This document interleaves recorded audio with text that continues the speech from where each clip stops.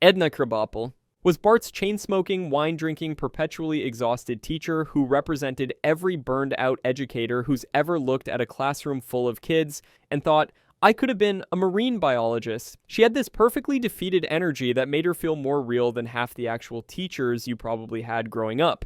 The woman was married to Ned Flanders in one of the show's genuinely sweet storylines, which is wild because she went from dating random losers to landing the nicest guy in Springfield. She was basically the anti-Mrs. Doubtfire, sarcastic, honest about hating her job, and absolutely done with everyone's nonsense. Her character was quietly retired after voice actress Marcia Wallace passed away in 2013, and the show handled it with actual class for once. They dedicated an episode to her, showed Ned grieving, and didn't try to replace her or pretend she never existed. No dramatic death scene, no desperate cash grab storyline, just respect. The chalkboard gag in the tribute episode just said, "We'll really miss you." And honestly, that hit harder than any elaborate send-off could have. Sometimes the show remembers, it has a heart. Herb Powell is Homer's secret half-brother who might be the biggest missed opportunity in the entire series. This guy was voiced by Danny DeVito, showed up twice in the early seasons, and then basically vanished into the void like he owed the show money.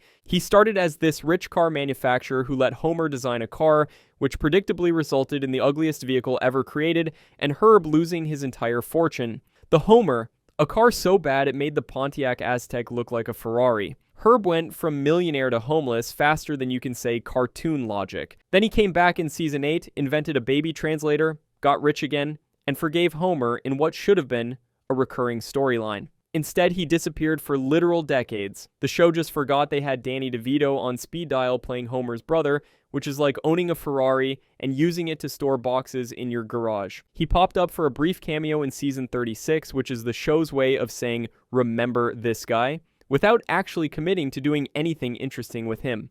Apu Nahasapima Pitilon, the most controversial deletion in the show's history, and boy, did this situation get messy. The Quickie Mart owner went from beloved supporting character to cultural lightning rod faster than you can say, thank you, come again. The guy ran a convenience store, had 8 kids, survived multiple robberies, and was genuinely one of the show's most developed side characters. He had a PhD, a rich backstory, citizenship struggles, and more depth than half the main cast. Apu wasn't just the Indian guy, he was a fully realized character who happened to be Indian. Then the documentary The Problem with Apu came out, Hank Azaria stopped voicing him, and the show basically put him in witness protection. No explanation, no send-off, just silent erasure. He's technically still alive in Springfield, but he hasn't had lines in years. It's like the show's too scared to address it properly, and too stubborn to retire him officially. The whole situation is peak modern Simpsons, a problem they created decades ago that they have absolutely no idea how to fix now. They could have recast him with an Indian actor,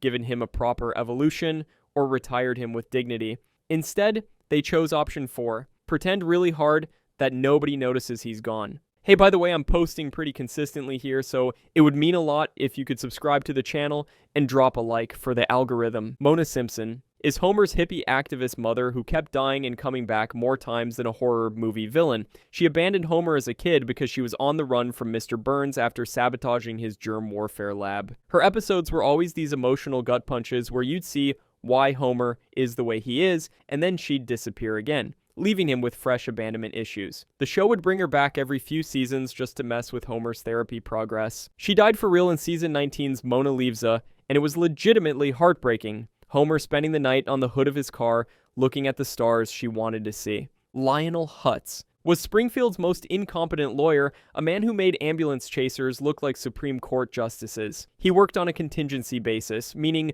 no money down. Except his business card had a printing error and actually said, works on contingency? No, money down. This guy represented himself with a briefcase full of shredded newspaper, changed his name to Miguel Sanchez when things got dicey, and once showed up to court in a suit made entirely of other people's subpoenas. He was the legal system's biggest joke, but Phil Hartman's voice work made him absolutely magnetic. When Phil Hartman was murdered in 1998, the show immediately and permanently retired both Lionel Hutz and Troy McClure out of respect. No recasting, no explanation episodes, just gone. It's one of the few times the show's handled a deletion with zero controversy. Troy McClure was the washed-up actor who hosted every educational film, infomercial, and desperate comeback special in Springfield. Hi, I'm Troy McClure. You may remember me from such films as became one of the show's most iconic running gags, and that's entirely because of Phil Hartman's delivery.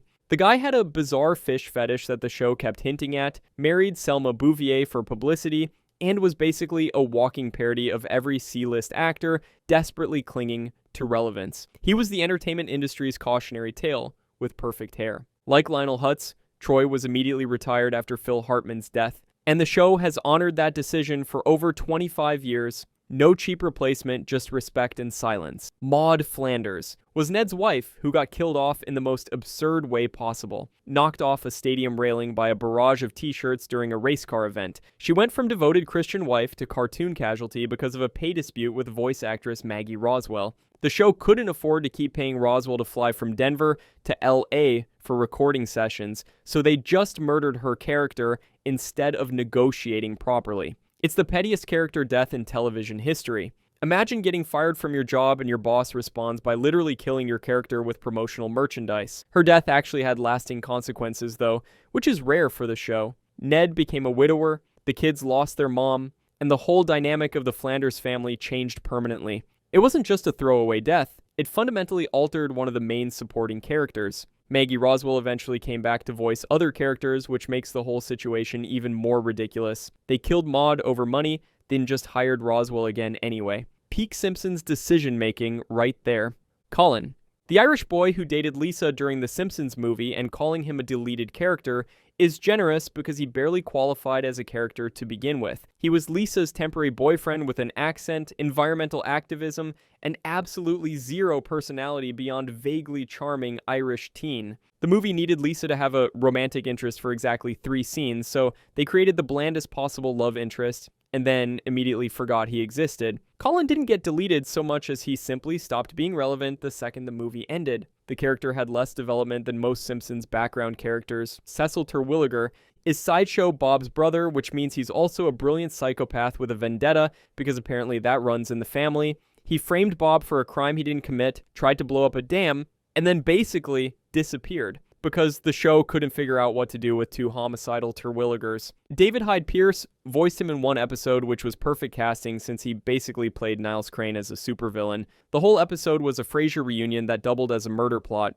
and it worked way better than it had any right to. Cecil represented the idea that Bob might not be the most dangerous Terwilliger, which should have been explored more. Instead, he showed up once, got arrested, and then the show forgot he existed, while continuing to bring Bob back every other season. Rabbi Krustofsky was Krusty's father, and he actually got a proper death episode in season 26 after appearing occasionally since season 3. The character was a serious rabbi who disapproved of his son's comedy career, creating this generational conflict that gave Krusty unexpected depth. His death episode was voiced by Jackie Mason's replacement since Mason himself had already passed away, which is this weird meta layer of real death intersecting with cartoon death. The show gave him a funeral, Krusty dealt with grief, and it was handled with the kind of care the show usually reserves for its most important characters. Rabbi Krustofsky wasn't deleted out of controversy or convenience. He died because that's what happens to elderly characters eventually. It's one of the more natural character exits the show has done, which is refreshing compared to t-shirt cannon murders and silent erasures. Graggle Simpson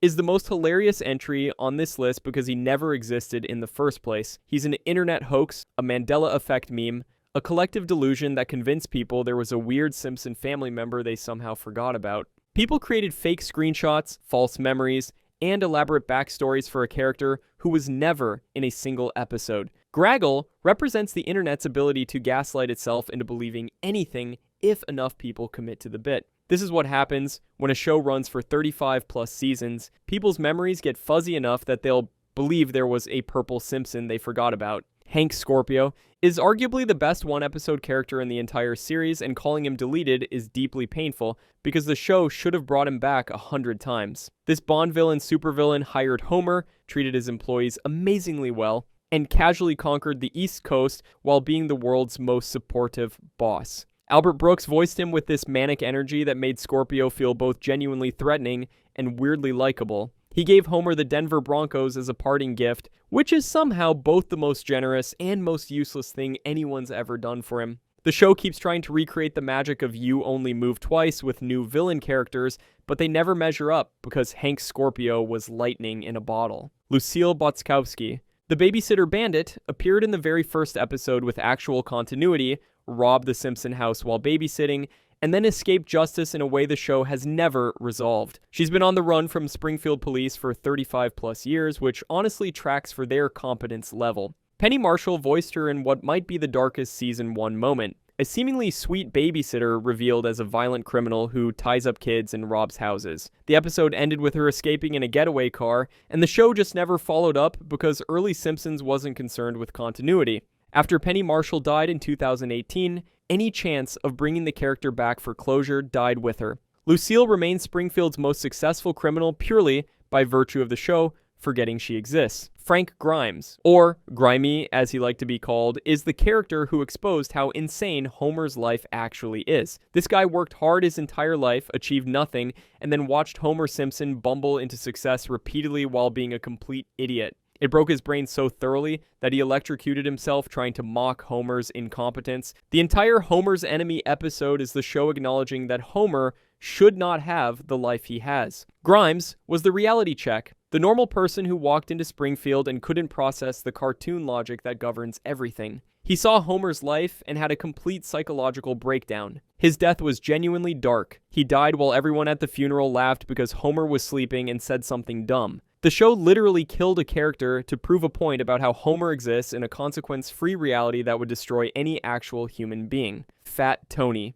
was Springfield's mafia boss who got replaced by his cousin Fit Tony after dying from a heart attack in season 22. The show killed their Godfather parody character, brought in his cousin who was healthy and trim, and then immediately had Fit Tony become Fat Tony, because that's apparently how mob boss succession works. The character was inspired by every Italian mob movie ever made, ran the Springfield Mafia with appropriate menace and humor, and was actually given a real death instead of just fading away. He died of a heart attack during an FBI raid, which is honestly more dignified than most character exits. His replacement, Fit Tony gaining weight and becoming Fat Tony 2.0, is either brilliant commentary on how crime corrupts people or the show admitting they didn't want to change the dynamic. Either way, Fat Tony is technically deleted and also still there, which is the most Simpsons thing possible. If you enjoyed this video, I'm going to be posting a lot here, so please subscribe, and thanks for watching.